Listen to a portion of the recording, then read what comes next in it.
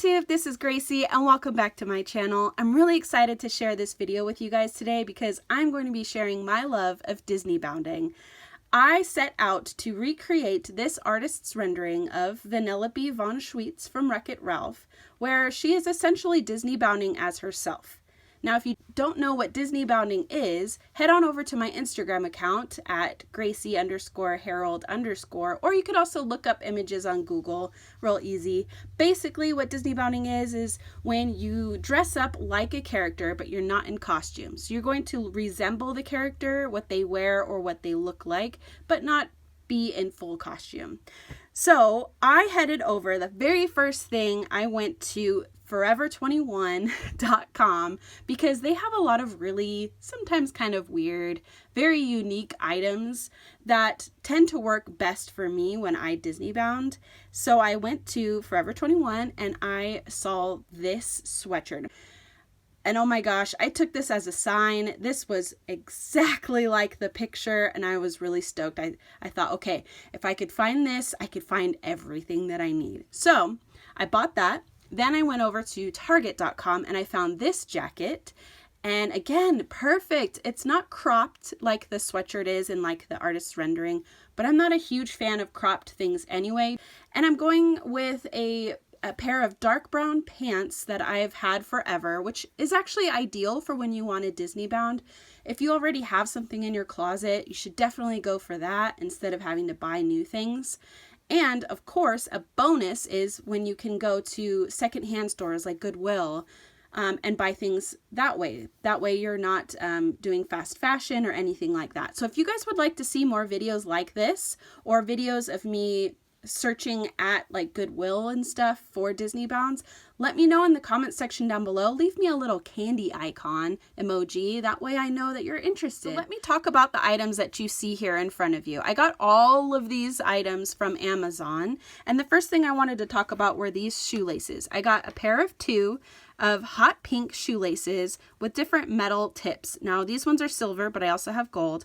I am actually going to be painting these some fun candy colors like yellow and purple or whatever.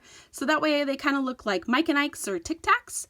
And I'm going to be lacing these through the hood on the sweatshirt and also using these for my pair of black boots that I'm going to be wearing.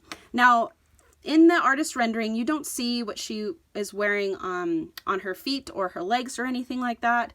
But I am actually taking this idea from the original character drawing. She looks like she's wearing large, like gumdrop black licorice shoes. So I'm doing the same thing. I'm not wearing black licorice shoes, but I'm going to be wearing black boots and switching out the shoelaces for these fun pink ones that kind of look like licorice. Also looking like licorice is this cute little scrunchie that I got on Amazon. And in their artist rendering, it looks like she's wearing one of those like plastic key ring bracelets that people wear to work.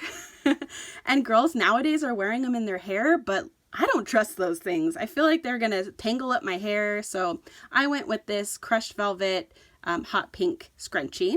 So again, it will look like licorice is in my hair. Next, I got a ton of these little candy gems or charms, and I'm actually going to be using some of them as jewelry. So I have these little bracelet things and earring attachments. I'm going to be putting some gummy bears on the earrings and then just every little kind of candy on this bracelet. I also specifically wanted them for these little lollipops because, like in the picture, she has a pair of headphones, which again I got on Amazon, super cheap. I got these specifically because they have a squared off edge. But yes, in the picture she's wearing little peppermint headphones.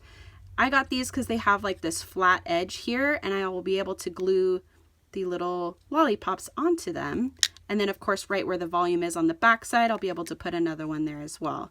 So I'm really excited about that. But the best part of all of this is this section here. I found these two little peppermint patches that look exactly like the one in the picture, except for these are red/pink and the ones in the picture I think are orange. But I was really happy to find those. And my favorite part out of everything are these candy heart patches. They are literally perfect. This one's a little aggressive, but these two, in the climate that we're living in right now with the pandemic, this is actually a little, nod to like, hey, give me my space, give me my 6 feet, that kind of thing. So I'm really happy about these. So we'll be putting those on the jacket. So let's go ahead and get started with some of our DIYs. The very first step I'm going to do is paint the little metal end pieces to these shoelaces. But since they're really smooth and slick, I'm actually going to rough it up a little bit with some sandpaper I had hanging around the house. This is just 100 grade sandpaper. So I'm just going to rough it up a little bit and then paint it. I'm going to start by putting a base of vanilla white on there, and then I'm going to be doing this yellow color and then this grape taffy color.